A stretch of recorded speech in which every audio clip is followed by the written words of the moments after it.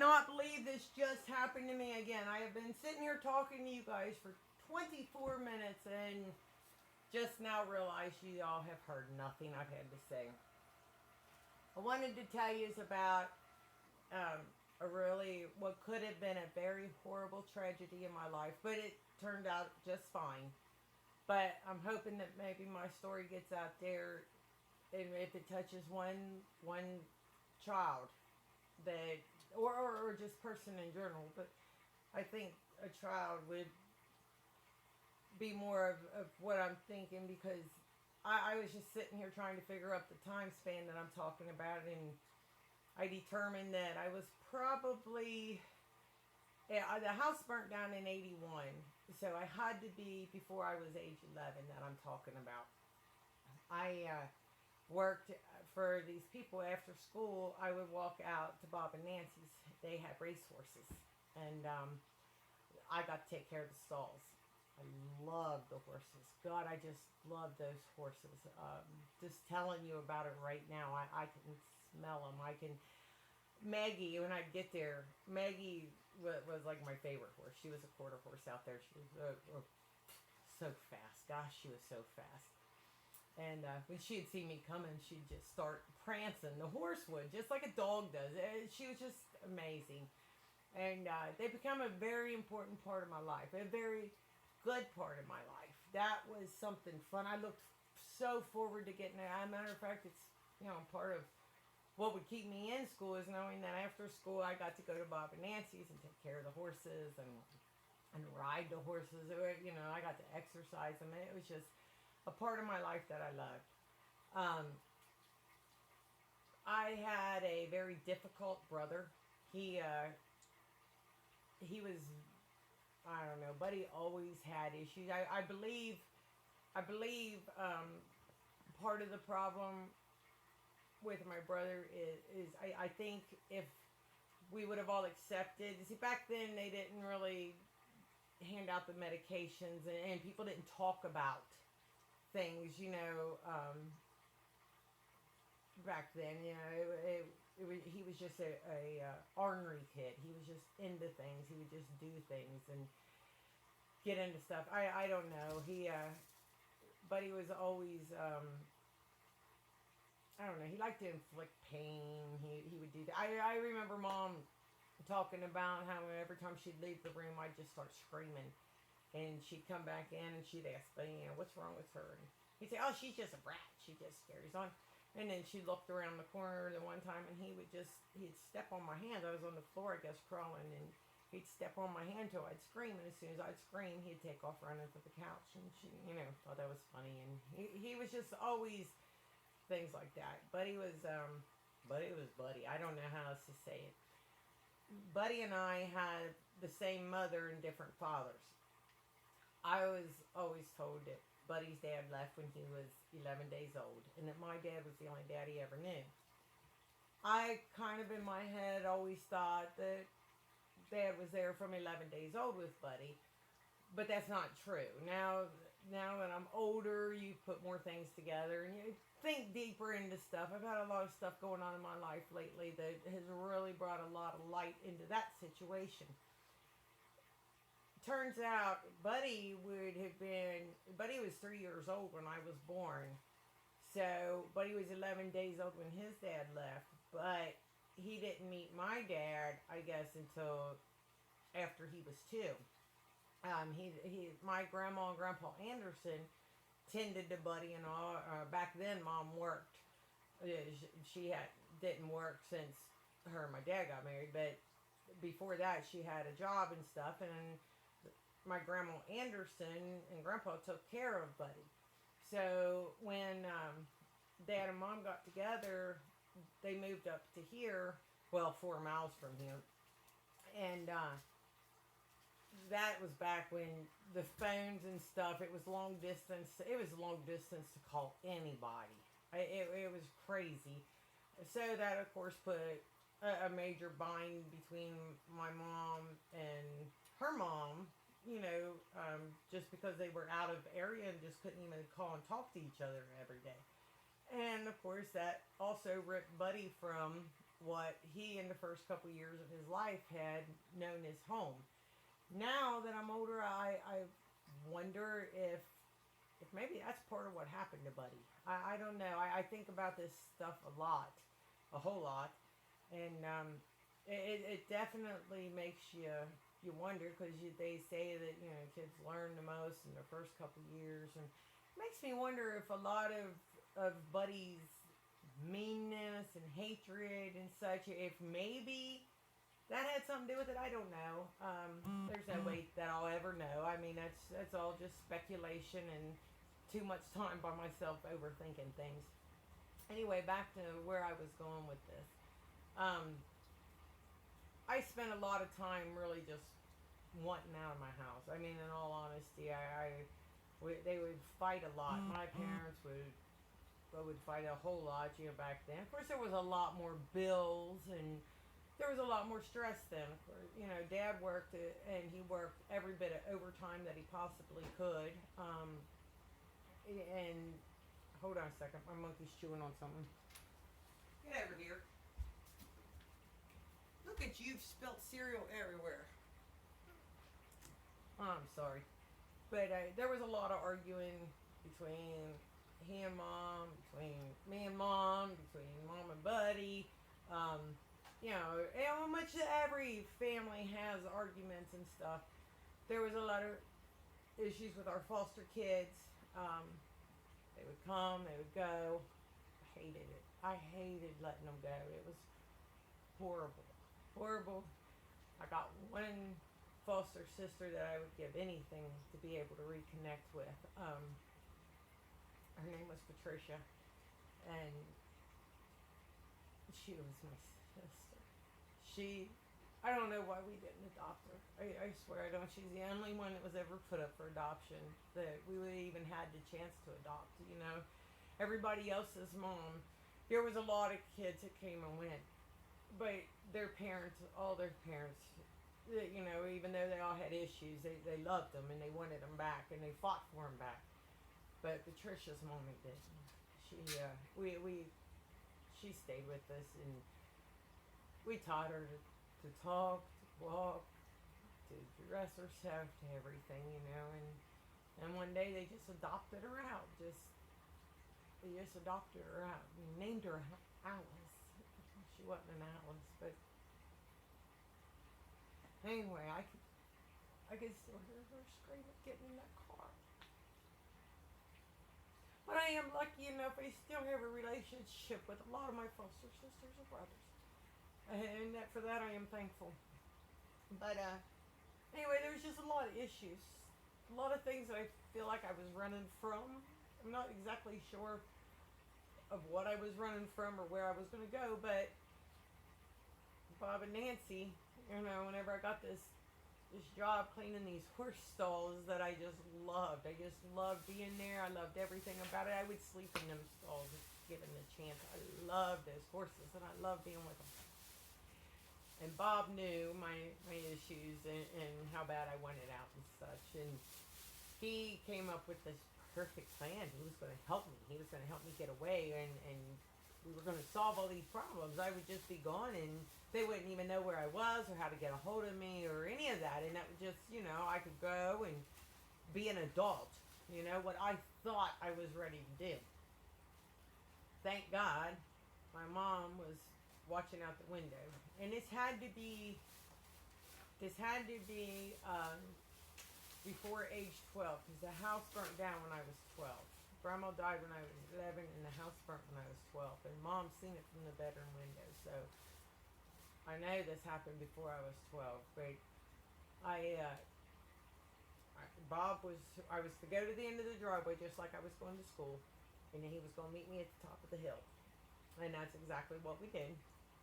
And I got in the truck and this was it. I was leaving and I was never coming back. I was going to go live this glorious life taking care of horses and just be done with it, Well, thank God Mom was watching out the window that day and she called Dad. He was at work. And for one of the first times I was a priority, he was able to leave work for me. And he came down there. It was Mom, Dad, and Nancy. Because I remember, because I was going to the truck because I was going to Tracy, and Tracy was taking me I was going to get in a semi. I was heading to Texas. I was out of here, for what I thought was a glorious life. Now that I'm older, I can see I was this close to being a part of human trafficking. I was this close to never being heard from again. Human trafficking is a more profitable crime in this life that we live than what drugs of any sort is. It is crazy and I didn't know none of this. I was a child. I mean, I thought I was an adult. I thought I was ready to take on the world, But here, I was this close to living a total nightmare for the rest of my life, or however long that would have been. I remember looking up and seeing him coming across that parking lot, and I thought Dad was going to kill Bob, but Nancy flew into him, and that's probably what saved his life, in all honesty. We got in the car and we left, and I don't know, there was a lot of counselors, there was a lot of screams that if anybody would have paid attention to, they would have picked up on,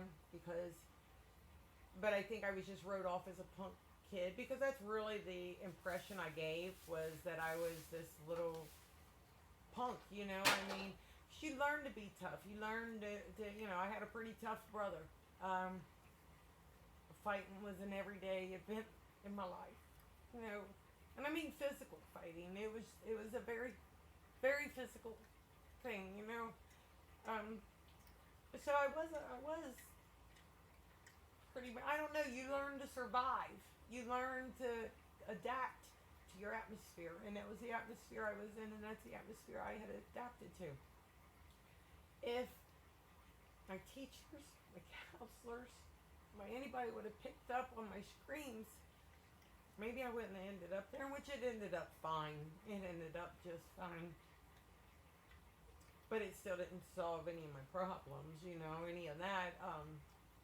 I think right then should have definitely put on up the flags to get me into counseling or therapy or something, which I am now, and I have been for years, and I'm doing so much better, and I think that's why I can open up and tell you the truth. I can talk to you, and I can let these emotions out, and hopefully I can help somebody else realize that their life isn't as bad as they think, and most important, it is not permanent. Whatever's going on in your life, even though you're trapped in you're this child or whatever, it still isn't permanent. It's just a matter of time, and you are going to be able to make your own decisions. You are going to be able to get your own life and pay your own bills, and you're going to realize it's not as great as what it's cut out to be in your mind, but it is all going to come to pass. But be patient, don't rush through your life wanting to grow up, because it's not all it's made out to be. Take time, listen to a kid, look deeper than the surface, because on the surface is it's like getting something that you've baked out of the oven, even though it looks really well done on the outside, and the inside, it might be raw. Try and figure out what's really going on and what makes somebody what they are, especially if you know somebody,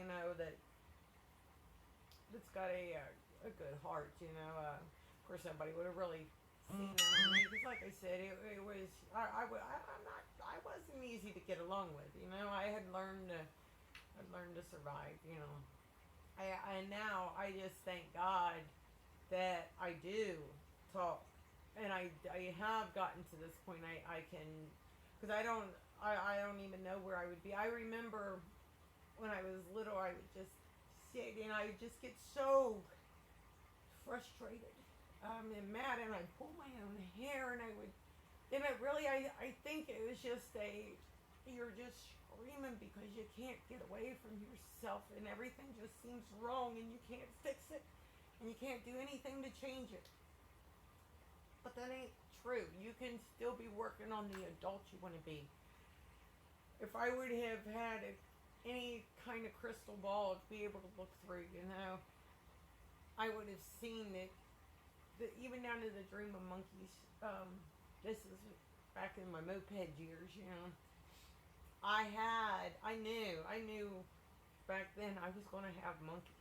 I always had this fascination with monkeys. I remember having a stuffed, it was you put your arm up through the middle of it, and it was a monkey. I would wrap its arms and Velcro them, its arms and its legs around me, and you put your hand up, and you make a puppet, and you make it, do it. I carried that thing around forever. But I knew then that I was going to have monkeys. Maybe if I could have focused that, it wouldn't have took so long to make this dream a reality. I don't know. But this dream almost became a nothing that fast. If I would have made it to that other truck, if I would have gotten that other truck, God only knows where I would have ended up. God only knows what kind of life I would have had and how short it would have been and what it would have been full of. If you have a child that it seems, like they're struggling, get them some help. Talk to them. If you can't talk to them, and I understand it if you can't, because, my daughter has a lot of conflicts. I get somebody else to help them. Somebody they will talk to. Life's hard. It's real hard, especially for us girls. I don't know what happens, boy. The hormones just start rushing, and it just, and we can't even deal with ourselves. Or I couldn't deal with myself anyway. I couldn't deal with anything, it seemed like. And I just think that things could have been so different if maybe I would have gotten a chance to talk to the therapy that I went through now it's changed me. It has just so changed me. It has focused me. It's helped me take the bad energy and just get rid of it and be able to say this stuff out loud. The truth shall set you free. There's a lot of truth to that. I hope that you realize that I'm telling you this because I'm not the only one that needs to know how serious this problem, how real this problem is. Because there is somebody out there that will listen to these kids. Even if you just think they're crazy and they're just driving you nuts, and somebody's going to listen to them. And it may be the wrong person if it's not you. It might be the one that's going to help them get in that other truck and ship them off. It might be somebody that looks at them as a paycheck instead of somebody they love. Take time to love one another. Take time to care. Take time to listen. And usually the smart alecks, punky ones, they're hiding something. They're covering something. That's how they learn to deal with pain. Be the one that's there for them and help them get through it. I miss those horses and stuff. Gosh, that was just awful when them horses was taken away from me, But I have my own horses at home, don't get me wrong, but I missed that. That was, like one of my first jobs other than babysitting, and it was just, and I was so upset about it, but now I can see the whole picture. When you're that age, you can only see here. You can't see out there. Look out for somebody out there that is only looking to hear. I hope that makes sense to you. I hope that all of this makes sense to you. I sound to me like I'm just talking in a circle, and I pray I'm not. I pray that I'm not just babbling. And I pray that maybe I help somebody. If you're having trouble, talking to your kid and all, let the counselor talk to them and say that you got people at school, just call them and say, hey, can you bring them in your office? And they're not going to open up, because I would have sat there and I didn't have any problems, they themselves. The truth is, I myself didn't know what was wrong with me back then. I really didn't. I didn't. I don't know. I don't even know. I don't know what was wrong with me. I felt like I needed out. Like I needed this out. Um, and I had to get it, and I had to get it right then. I had to get out of there right then. And in any way that it took, I was willing to go. You know, I would have willingly got into that vehicle. A lot of these missing kids, it scares me to death. I hate it whenever I even hear it, especially whenever they're close to teenage years and stuff. I would have never been marked down as kidnapped or anything, in which technically I would have been, you know, because I'll guarantee you that where I was heading, I wouldn't have wanted to be, but I would have willingly went. I willingly got in that truck. I was willingly going to go get in the other truck, and I was willingly going to get in the other one. I didn't know. I was a kid. Talk to your kids. Let them know these things are real. These people are real. There is people out there that will use you for their gain. I don't even know how to put into words what I'm thinking, but I hope you hear me. I hope you honestly hear me. I hope somebody honestly hears me and they reach out to a child that is confused, that is scared, that is you know, that I don't know what direction to head, don't know which road to take, don't know if there's a plan for them. They feel forgotten. They feel like they're nobody's priority. Like they're no good. You know, reach out to them and let them know. I remember Mom and Grandma Anderson, you know, talking about me being the ugly duckling, and they hope that someday I'm turn into the salon and all this stuff, you know. Help this person that you see develop into the beautiful swan that they can be, you know. Help them get past the ugly duckling years. Help them to be what God planned for them to be. What the bigger picture is before they screw it all up. You know, one bad decision like I almost made, or like I did make. I was going. I would have just been a statistic. I would have been marked down as a statistic. Make sure that doesn't happen to the one you love. Okay? Whether it's your child, your neighbor's child, your sister, your brother, your cousin, your niece, your nephew, I don't know. Reach out to them. Reach out to them. Let them know that there is a tomorrow. And it's beautiful. And it's bright. And there's hope. And there's love. There's laughter. There's fun stuff. There's a whole world that they haven't even experienced yet. That they're just not even thinking about. Help them grow into that before they make that horrible, horrible decision that I almost made. I really believe that this is kind of where the Misfitland, you know, I've always felt like a misfit. For the first time, I feel like I fit in, and that's here.